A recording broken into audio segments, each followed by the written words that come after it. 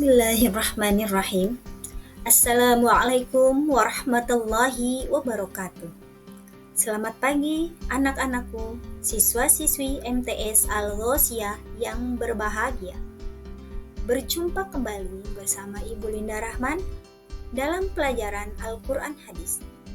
Baik, sebelum kita mulai pembahasan kita, baiknya dan harus kita biasakan selalu untuk berdoa. Sebagai tanda rasa cinta kita, sebagai tanda rasa syukur kita, dan agar apa yang kita pelajari mendapatkan pemahaman yang baik. Bismillahirrahmanirrahim. Rabbi zidni ilman warzuqni fahman. Amin.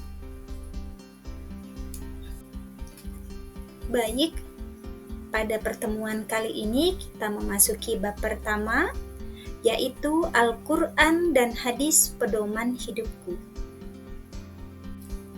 Baiklah anak-anak, kompetensi inti yang akan kita capai sebagai berikut. Kemudian kompetensi dasarnya adalah sebagai berikut. Baik, tujuan pembelajaran kita pada bab Al-Quran dan Hadis Pedoman Hidupku adalah setelah mempelajari bab ini, siswa dapat menjalankan sikap tanggung jawab dalam berperilaku. Juga memahami kedudukan dan fungsi hadis dalam Islam, serta siswa dapat menyajikan kesimpulan tentang kedudukan dan fungsi Al-Quran dan hadis.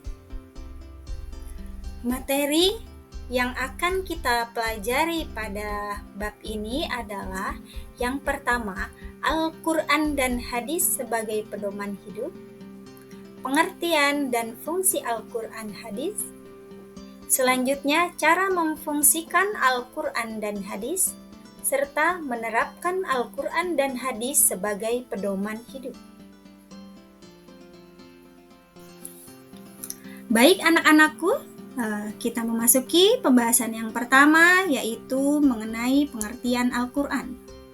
Secara bahasa, Al-Quran berasal dari kata qara'a yaqra'u Qur'anan, yang artinya membaca bacaan. Al-Quran berarti bacaan yang sempurna. Sedangkan menurut istilah, Al-Quran adalah wahyu Allah yang diturunkan kepada Nabi Muhammad SAW secara berangsur-angsur melalui malaikat Jibril, dan membacanya adalah ibadah.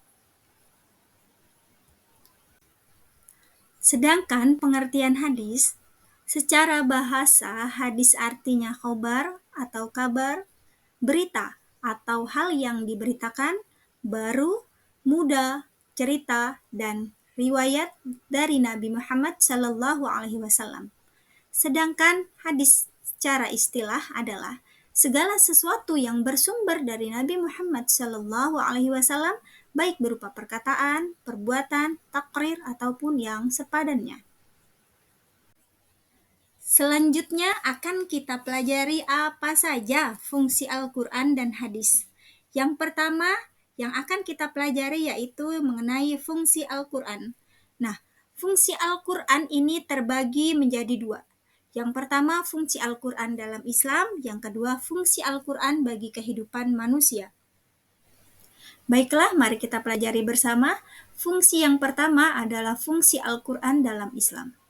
Fungsi Al-Quran dalam Islam adalah sebagai sumber ajaran atau hukum Islam yang utama, dan sebagai konfirmasi dan informasi terhadap hal-hal yang tidak dapat diketahui oleh akal, serta petunjuk bagi kehidupan manusia ke jalan yang lurus tentang berbagai hal, serta sebagai pengontrol dan pengoreksi terhadap ajaran-ajaran masa lalu, yaitu Injil, Zabur, dan Taurat.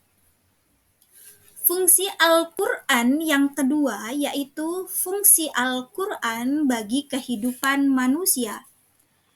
Hal tersebut dapat kita ketahui dari nama-nama Al-Quran itu sendiri. Contohnya seperti yang pertama adalah Al-Huda, sebagaimana terdapat dalam surah Al-Baqarah ayat kedua yang bunyinya Dzalikal kitabu la raiba fihi hudal lil muttaqin. Artinya, kitab Al-Quran ini tidak ada keraguan padanya, petunjuk bagi mereka yang bertakwa. Fungsi Al-Quran yang selanjutnya adalah Al-Furqan, yakni sebagai pembeda antara hak dan batil.